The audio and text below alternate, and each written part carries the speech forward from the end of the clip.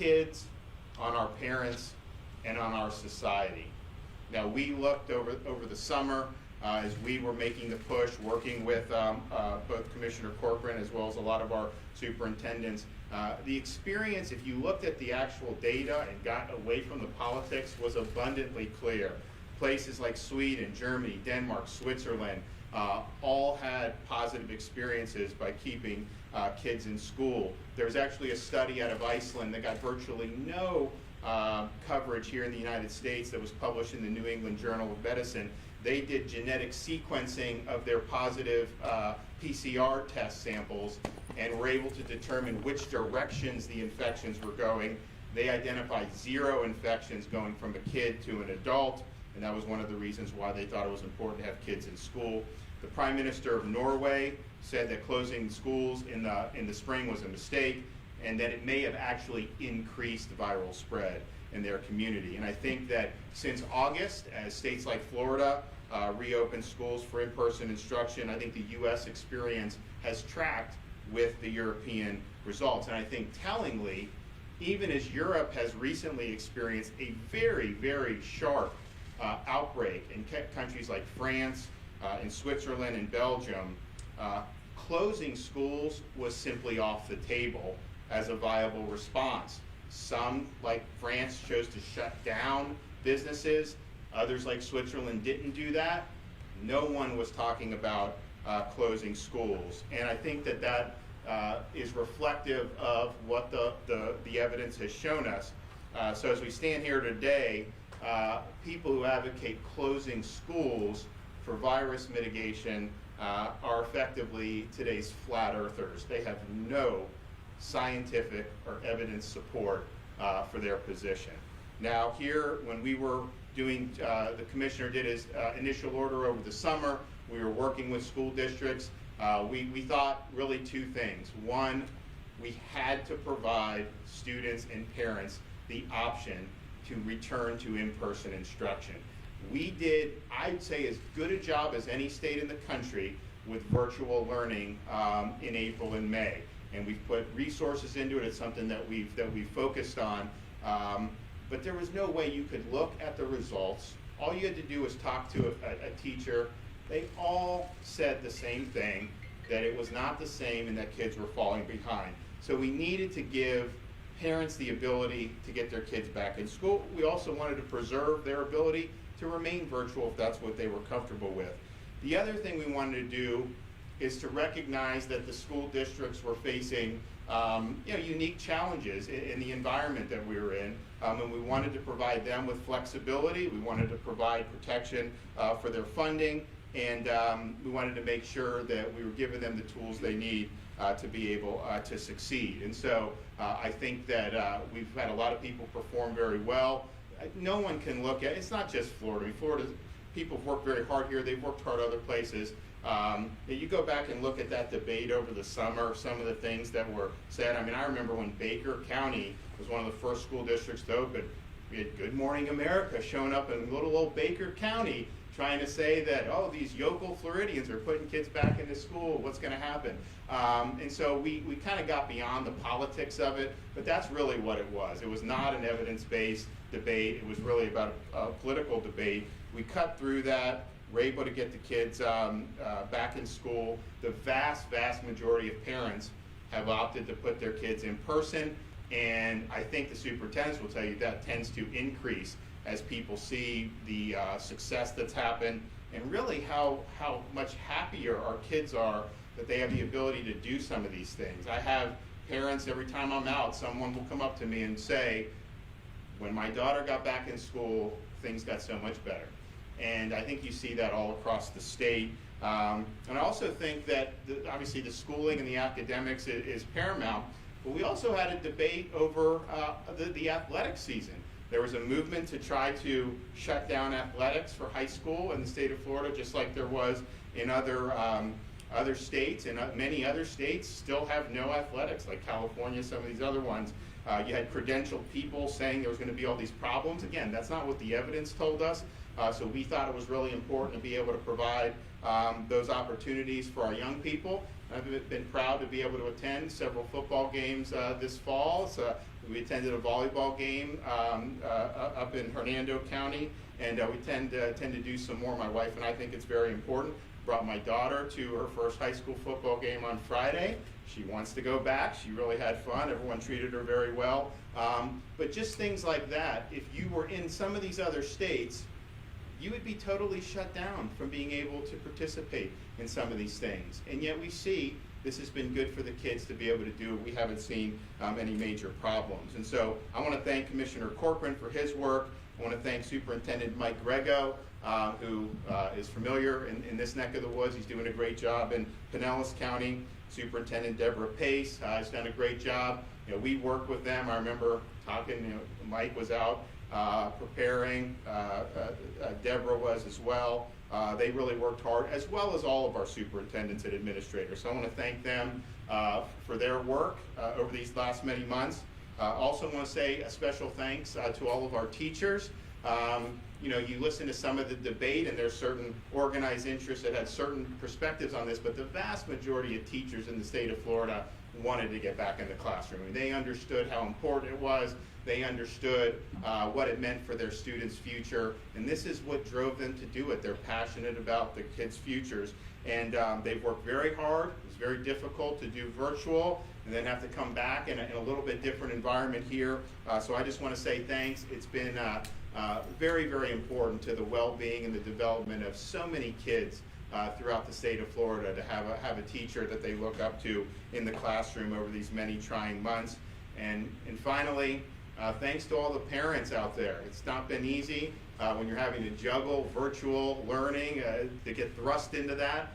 If you look back in March, the second week of March, you had people like Fauci telling people to go on a cruise. All of a sudden, the world changed like the next week. So it was a pretty dramatic shift, and it's not easy. And I really felt that, one, the schooling in person was good for its own sake for the kids, but I also understood, particularly for single parents, a lot of single working moms that have to put food on the table, that we have to do that and be a teacher or be supervising the virtual was very, very difficult. And so we understood what was happening with a lot of the parents. We understood how trying it was. And so we understood, well, this would be good for the students first and foremost. It would relieve a burden on parents under very, very stressful times. But I just want to thank them for hanging in there. I know it was difficult over those months in the spring, and we think that things are going in a much better direction now. So I'm going to let Commissioner Corcoran come up, go a little bit more in detail about the updated emergency order. But we really believe that that this is something that's really, really important. And we just thought it was important, one, that the school districts kind of had their roadmap as they submit their plans, but also as you see news of this area shutting down a school or this, that parents in Florida would know, we're going to have our schools open. We understand it's very important. Thank you, Governor.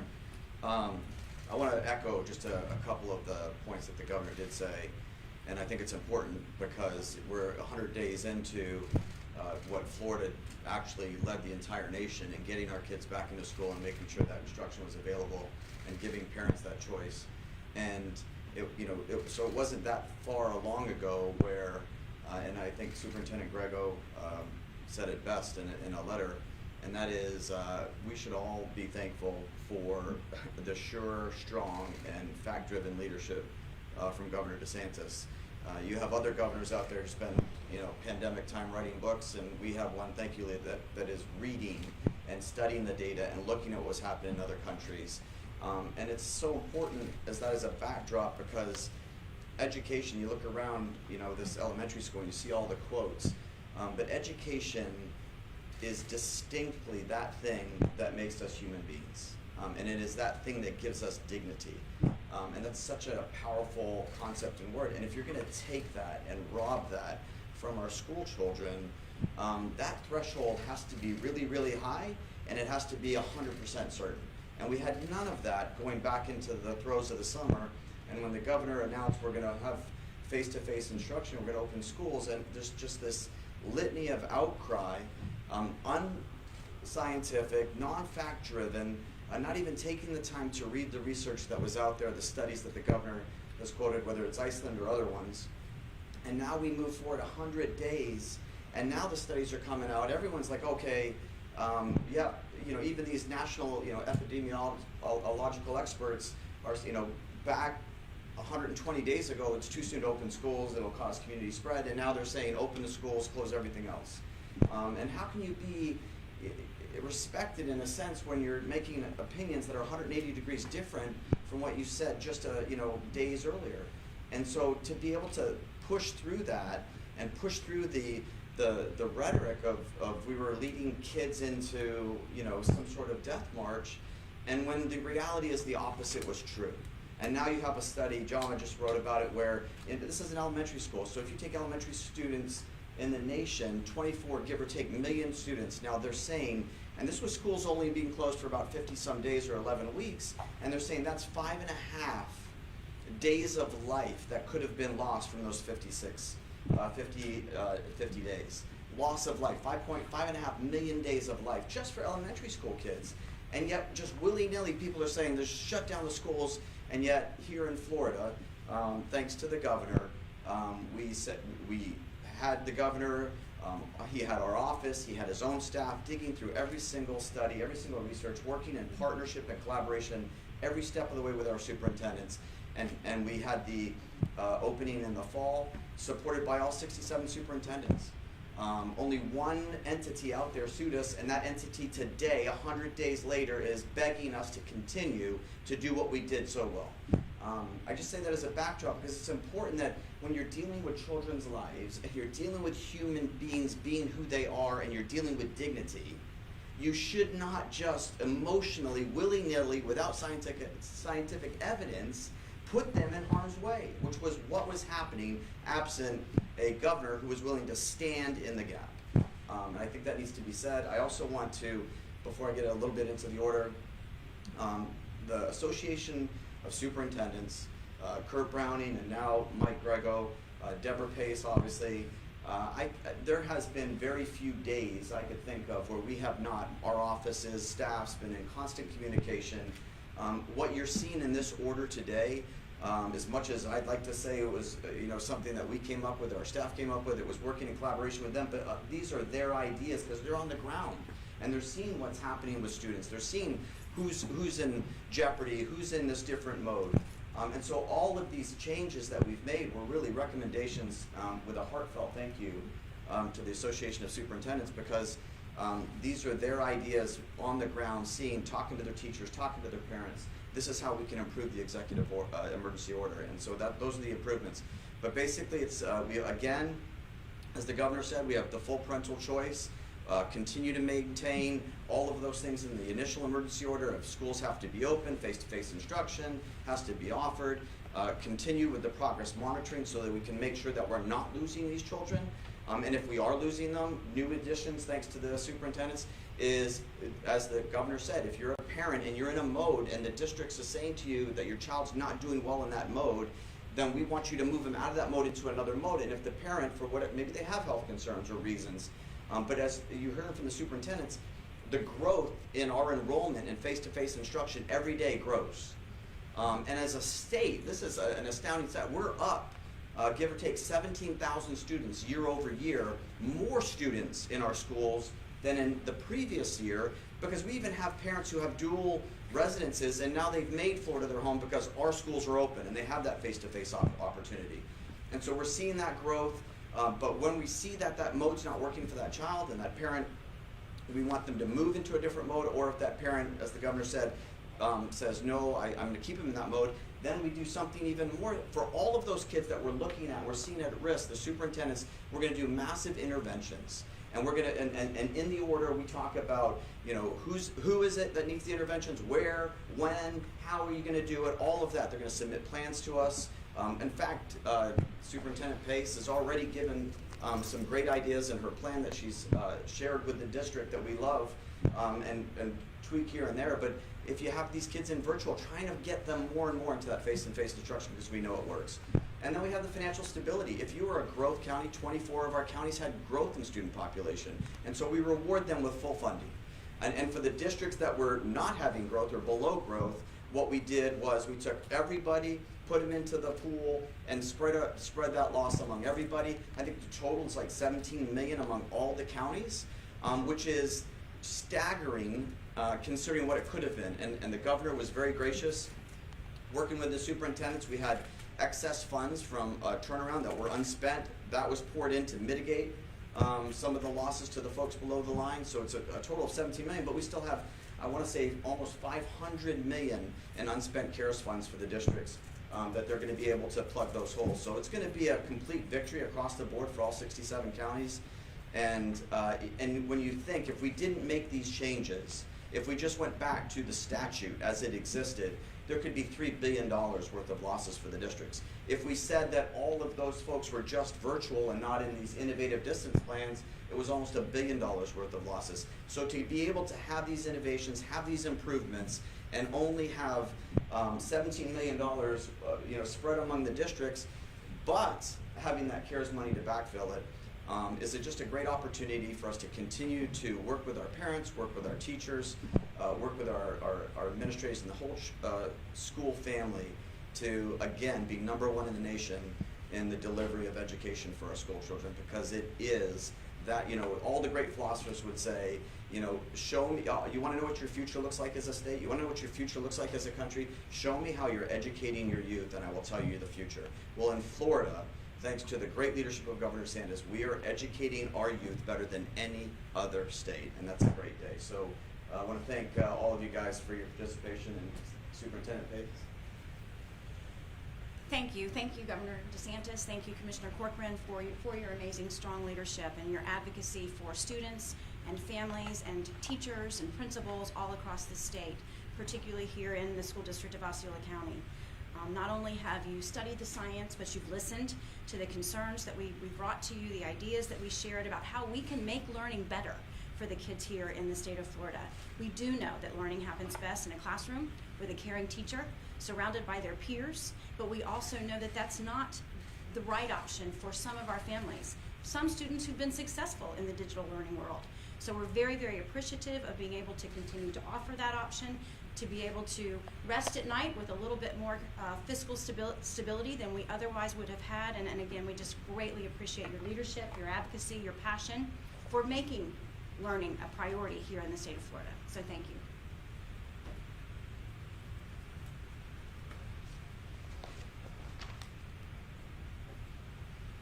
Thank you so much for being here, Governor DeSantis and Commissioner Corcoran, and for this announcement, the very important announcement. As president of the Superintendents Association, I can say to you that I am thrilled that the Commissioner of Education and the Governor reaches out to each of us as an association to FADS and asks our opinion. And that's not always been the case, and so I just want to publicly say thank you. These are difficult times, these are unprecedented times, and the fact that we have leaders who reach out to ask about, as the Commissioner said, what is it like on the front line, and what and how can we help you, means all the difference in the world, makes all the difference in the world, and will get us through these times. I also want to thank specifically the Governor for championing public education. And that is, as you'll see in the emergency order, that the opportunities for families has been mentioned many a times to have choices. Families who are desperate in the needs of bringing and returning their students back to our schools, and also families with conditions that have had to stay out and work remotely. I want to say thank you, because we've led as a state with safety, and we've led with safety foremost to our students and to our faculties, to our teachers, to our parents and others. We've listened to them. Also want to say thank you for allowing, it's been said several times, but you'll see the importance of this as districts will, the fiscal stability of our districts. At a time in this country where very little is fiscally stable, our governor and our state is providing stability to our school districts. We serve just under 3 million pre-K through 12 students, and this is critical in this time. Thank you for also providing the schools and appropriately funding those districts that have had growth, and also prorating the districts that need to be prorated by. And I can tell you, as a district that would have been hit very heavily in a decrease of enrollment, the proration share of this is minuscule, very small to do that. And with the CARES Act, as the Commissioner mentioned, is truly a win-win situation for us. Perhaps one of the most important aspects of the order, though, is the accountability section for the academic achievement of our students. And that is, we need to be brutally honest, caring, loving, nurturing, compassionate with our parents and our students, but we need to be honest with how their scholars are doing. And if they're not doing well, we need to establish an educational plan for each and every student. And we need to have that as more of a contract, as you'll see in this order. And I want to end as president of the FADS and Association by thanking the governor, because I think through this pandemic we've lost sight that we have had a historic increase in teacher salaries. This past year, this past session, $500 million went to starting teacher salaries at a time where teachers really truly need it and this profession needs it to boost the importance of teacher education and to boost the importance of young people to go into this profession. And so it is also a time where I think everyone in this state would have understood our governor by backing up and maybe reestablishing different priorities, but he didn't. And for that and for the profession, I certainly, truly want to say thank you on behalf of all of our teachers and our districts and our superintendents. Thank you so much for your leadership.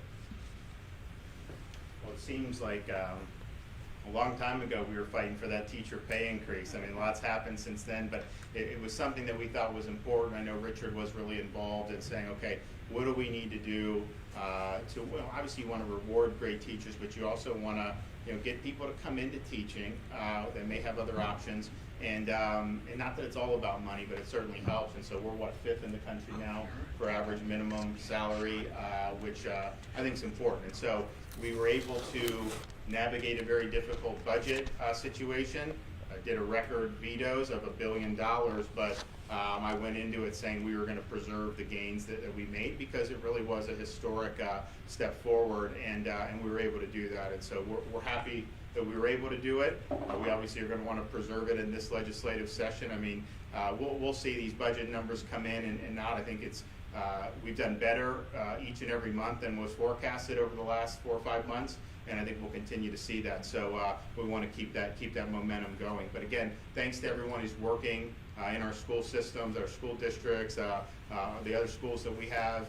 Thanks to the teachers and thanks to those parents who have had to endure a lot. So I really think that we've done it the right way. We're going to continue doing it with some minor adjustments that will, I think, help ensure more accountability. And I'm looking forward to the strong finish for this fall semester and then a very good spring semester. So it's good that our parents and students have these opportunities here.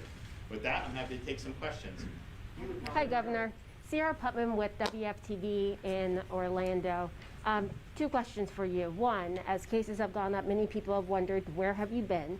And number 2, are you working with local communities about how to curb the increase of cases? I know some local mayors have asked for a statewide mask mandate.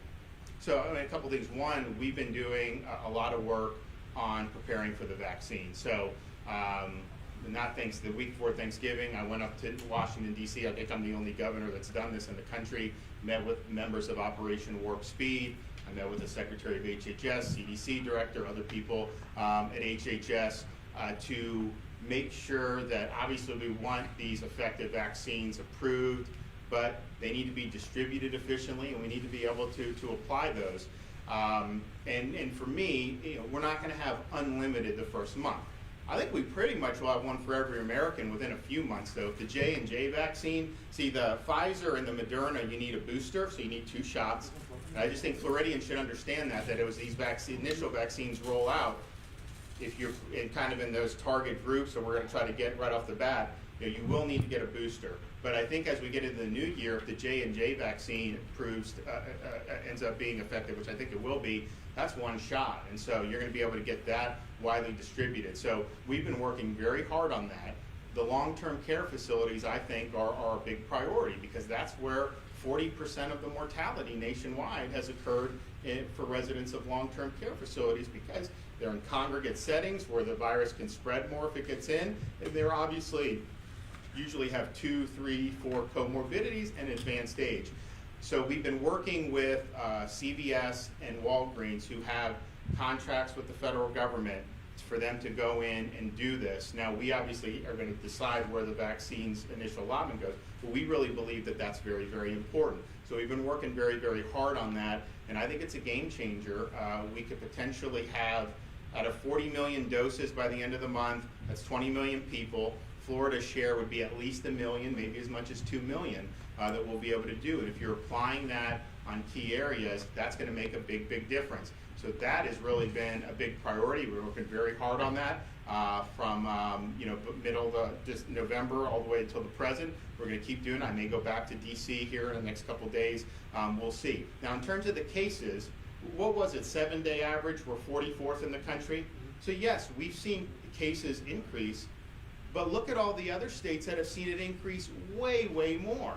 And so I hear people say, oh, well, Florida is open and they're having increased cases. Well, okay, the states that are locked down are increasing twice the rate we are. If you look at the per capita cases in a lot of these states that have closed schools, businesses shuttered, some of them even post stay-at-home orders there, you see huge increase in these cases. And so we knew, and I think I said months ago, of course, as the seasons change, we're in respiratory season, you're seeing it go, but I would say Florida is right now in our hospitals, we have about 4,000 patients who are being treated for COVID or COVID positive.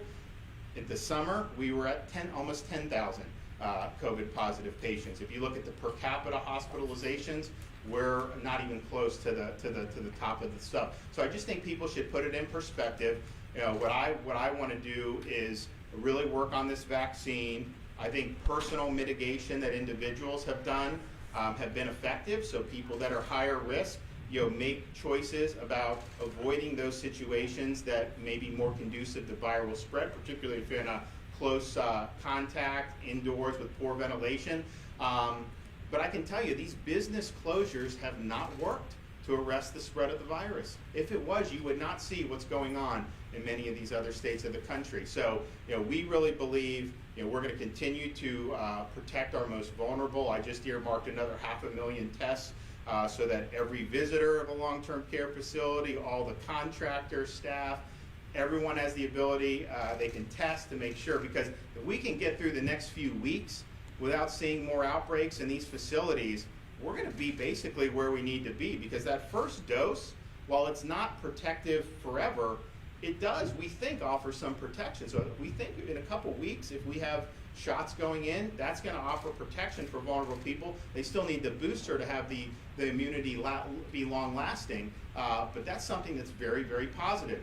So we really want to focus on that. We also want to focus on continuing to work with our hospitals to make sure they have capacity. They have abundant capacity. If you look, influenza has dropped off the map. You're not seeing influenza hospitalizations. We would start to see that now because we're in the respiratory virus season. You're just not seeing it. If you look at the ED visits overall, they're down year over year from where they were for all causes. If you look at the hospital availability, I think this morning's census I looked, I think there was between 16 and 17,000 empty beds. And so their census is lower than it was. There's abundant capacity. That's obviously been an important thing. Remember, the 15 days to slow the spread, no one thought you could eliminate the virus. No one thought there'd be 0 cases. It was don't let hospitals be overcrowded, and then that obviously caused a lot of problems. So we're in really good shape there. We've helped get more therapeutics to the hospitals. I mean, earlier it was the convalescent plasma and the remdesivir, which, I think Governor, I'm sorry. Excuse me. Are you just going to continue with the way you're going right now? I'm talking about what we're doing. So that, was how much that affected, I'm not sure. We have 2 emergency use authorizations for monoclonal antibodies that have happened over the last couple weeks. You have the Eli Lilly monoclonal, and then you have the Regeneron monoclonal. So Florida hospitals are getting about 6,000 a week between the 2 of them. So those are really for people who are higher risk, 65 and up, or have 2 serious comorbidities. if they are infected and they present prior to really needing to be in like intensive care, it's a 1 hour IV treatment. We think it's reducing hospital admissions. I think we're gonna need a couple more weeks to really understand that. But that was one of the reasons I went to DC, to make sure that we got all the monoclonals to all our hospitals. And so they have the Eli Lilly. We think most of them have Regeneron now. And then we also have the drug that was used for rheumatoid arthritis that was given an EUA to be used for hospitalized patients. That is being distributed by Eli Lilly as well.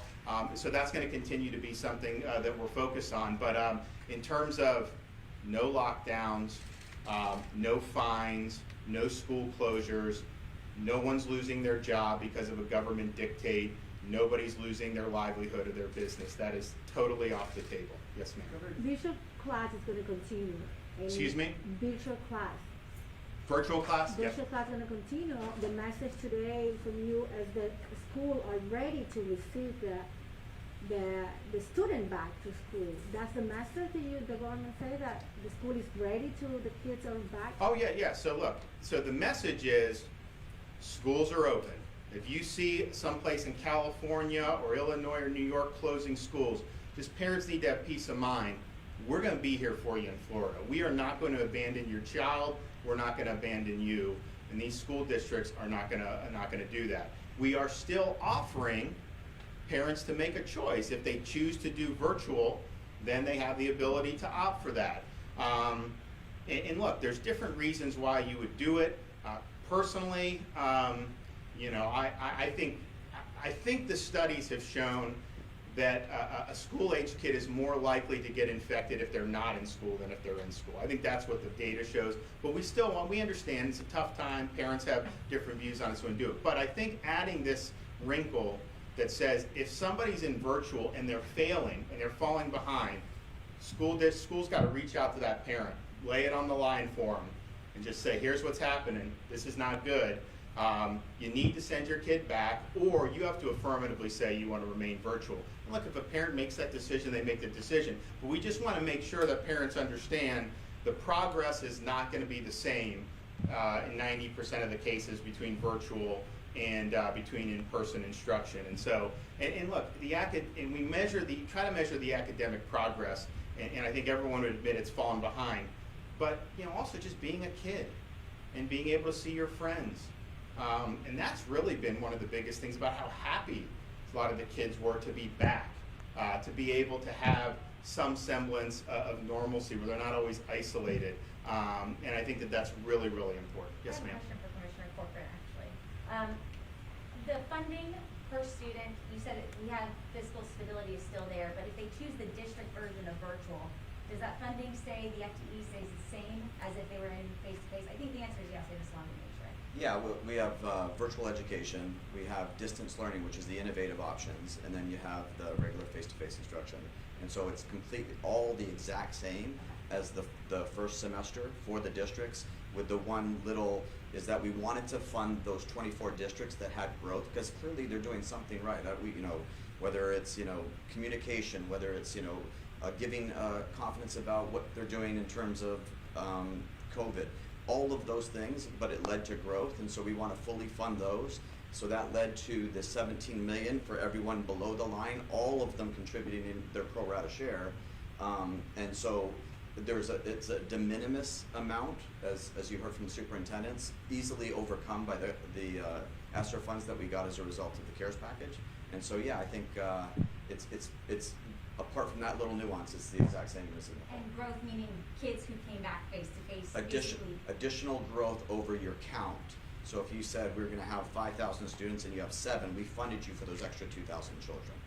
My second question too is, when you say massive interventions for parents, when they hear that, what does that mean? And could parents or students find repercussions if they decide, I know my student's struggling, but I do not want to send them back to that? No, they have the governor has been very clear. They have that choice. We've from day one, he has been completely adamant that we're going to have full parental choice, and we've maintained that full parental choice.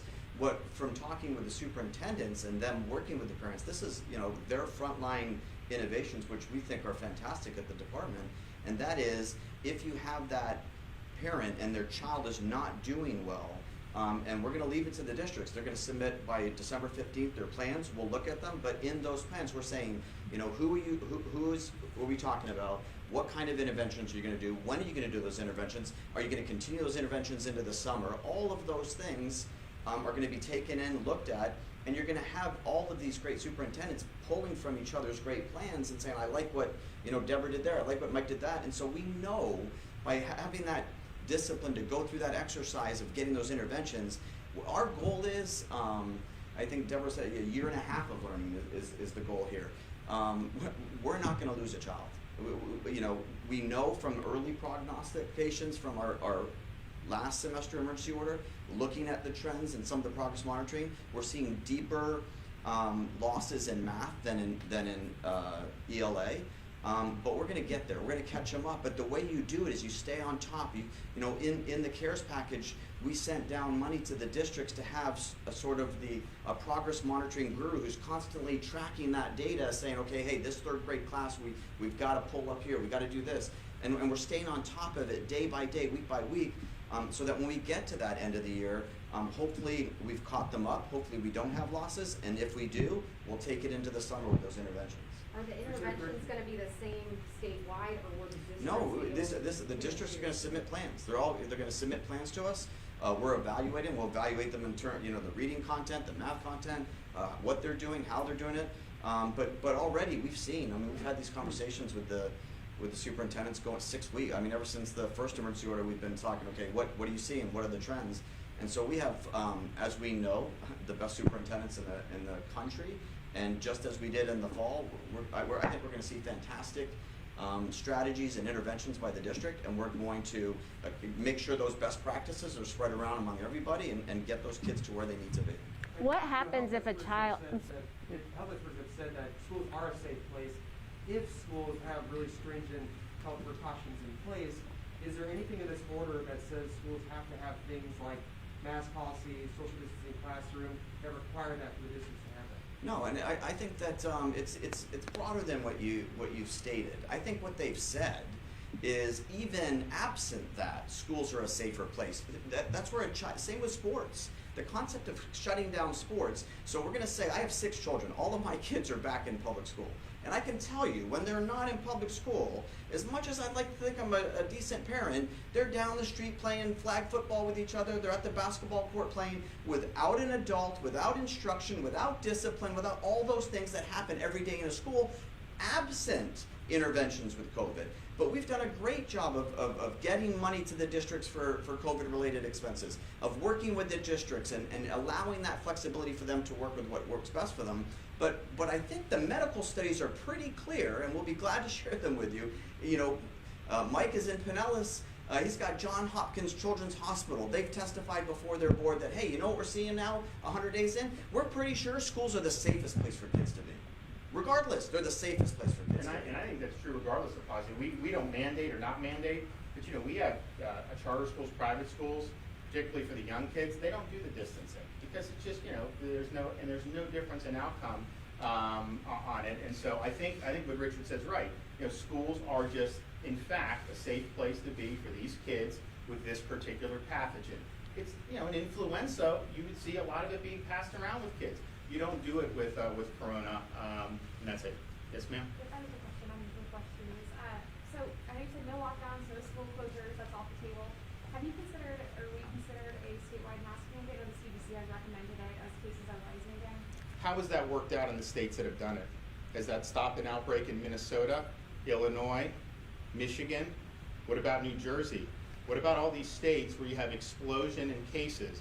So, I mean, at some point, does the observed experience matter? I'm opposed to mandates, period. I don't think they work. People in Florida wear them when you go out. I mean, they don't have to be strung up by a bayonet to do it. Fining people is, I think, totally overboard. But at some point, you have to look at the observed experience about what's happening. And I think, you know, respectfully, there's narratives that, like, lockdowns work, and they don't. If you look at the evidence, business closures, all this stuff, look at what just happened in Europe. France locked down, Switzerland didn't. Same viral curve, literally no difference. So you focus on protecting vulnerable people, You provide the resources to our medical and hospitals as they need it, but you don't shut down people, because the effects of that are profound. And these are things that are just now going to, I mean, we're only scratching the surface when you look at everything from mental health, drug abuse, all these other things. They're just really, really harmful. But I think it's pretty clear, because remember, over the summer, the narrative was, oh, the Sun Belt, you know, they don't know what they're doing, all this other stuff. The North had very little. Now, that was not because of their policies. People tried to say that. It was because they have a different respiratory virus season. So it receded. It receded in Europe. Remember, in July, people were saying Europe did it right. And then they had a big resurgence. And you've seen these resurgences in all these places that have had really restrictive policies. And so my view would be, okay, would you rather be 44th in cases and be open like Florida is, or would you rather be in the top 10 in cases and be locked down and have continual lockdowns far into the future? And that's another thing. The lie of the lockdown was, if you just lock down, then you can beat the virus. Well, why are people having to lock down 2 or 3 times then? If lockdowns are so effective, why is that? And here's what really irks me about it. The costs of the lockdowns are borne by working class people.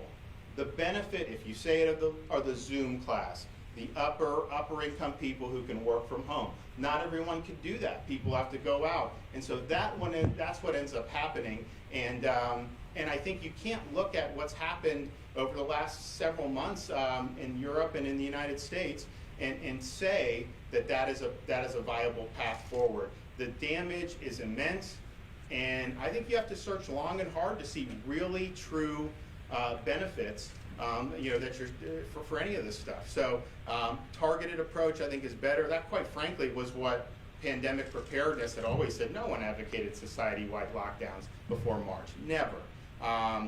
And so I think going forward, the way Florida has, look, here's what I'd say. People vote with their feet. People are coming here at a higher clip than they were a year ago. And I think part of the reason is, you know, we have schools open, we have people employed. We obviously got a lot more work to do on that. But we really want to have a healthy and stable society, and that's what we've worked hard to do. One more. Yeah, to your point on employment, you know, our theme parks are about to lay off tens of thousands of people here. Mostly in California, though. Yeah, and a lot here too as well. Well, right, but the bulk of it is because California will not let the theme parks operate. Yeah, yes, but is there any talk of extending unemployment benefits or advocating for more unemployment benefits at the federal level or state level? Well, yeah, look, I think they should have done a relief package months ago.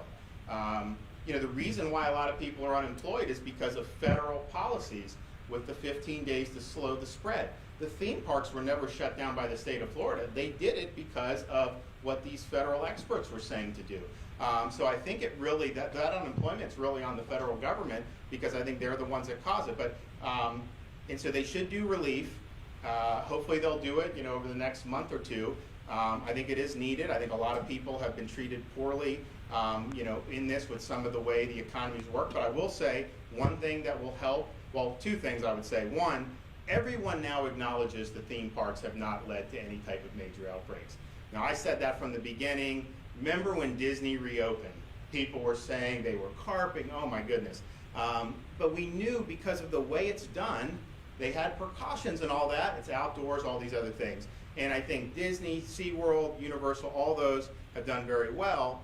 And yet, you know, in California, they're totally shut down. They have no path to reopen. Who knows when it will? And here's what I think should concern Americans. It started 15 days to slow the spread to save hospitals. Then it somehow graduated, well, we just can't have any cases, which quite frankly is not possible with policy. Then it was like, well, just shut down everything until there's a vaccine. Now that there's a vaccine on the rise, you say, people, even with the vaccine, social distance until 2022. No way. That is just totally overboard, but it just shows you how the goalposts have moved. And I think innocent people have been caught up in this.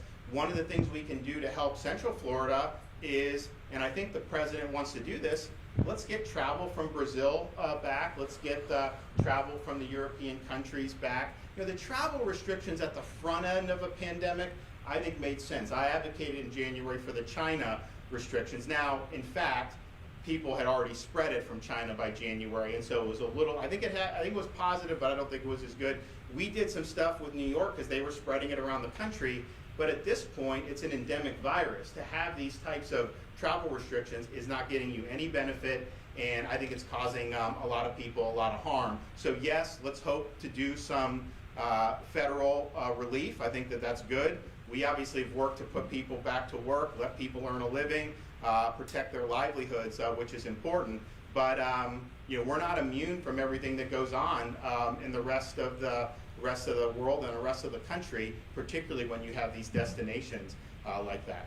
I have one more quick clarification. Ask I question. don't know who wants to answer this question on clarification. I know actually Eric Von Aiken is my teammate, so I've already asked mine. You can go ahead and ask it. Yes, sir. Hey, Governor, the White House COVID report, that as you know, it comes out every week, specific to each state, your office gets it, it includes suggestions, warnings in some cases. Generally, it comes out on the weekend. We've been trying to get it less than a week after it's been put out. The delay is always at least a week, sometimes a week and a half. We've asked your office, why the delay? Do you know? Can we get it sooner than that? No, and quite frankly, I mean, I think that if you look at some of the recommendations, I mean, they did not want schools open. They were not supportive of schools. You go back 6 months, some of those task force folks were saying, oh, we don't know. We did know. We knew 6 months ago, based on the observed experience and the data and evidence out of Europe, that schools were safe. And yet, you had these things saying, well, if you're, I mean, just look at New York. If your positivity is above whatever arbitrary thing, you have to close the school. Really? You're going to shut kids out of an education for literally a metric that's pulled out of somebody's hat. There's no basis for any of that. And so, you know, some of that stuff I think was problematic from my perspective with the schools. And I think that had we had a unified message as a country 6 months ago, I don't think there'd be a single school district that would be closed in this country right now. But I think when you indulge in, oh, this is potentially very dangerous, when you know that the evidence suggests otherwise, I think that gave license to a lot of these places to close with really no end in sight. I mean, there may be some of these school districts certainly are going to be closed, again, not Florida, certainly until January, but they're probably just going to extend it through the whole school year. So that'll be a year and a quarter of no in-person instruction in some of these places. That's going to have a hugely negative impact on millions and millions of families and millions of students. And look, I'm just glad that we have folks here who rolled up their sleeves, put the interests of the kids and the families first. And I think that this emergency order continues with the successful model. I think it builds upon it, and we look forward to seeing having a great spring semester for everybody. That's all. Hey, Thank you. acknowledge Joe Biden as the president-elect. That's all. Thank you. Yeah.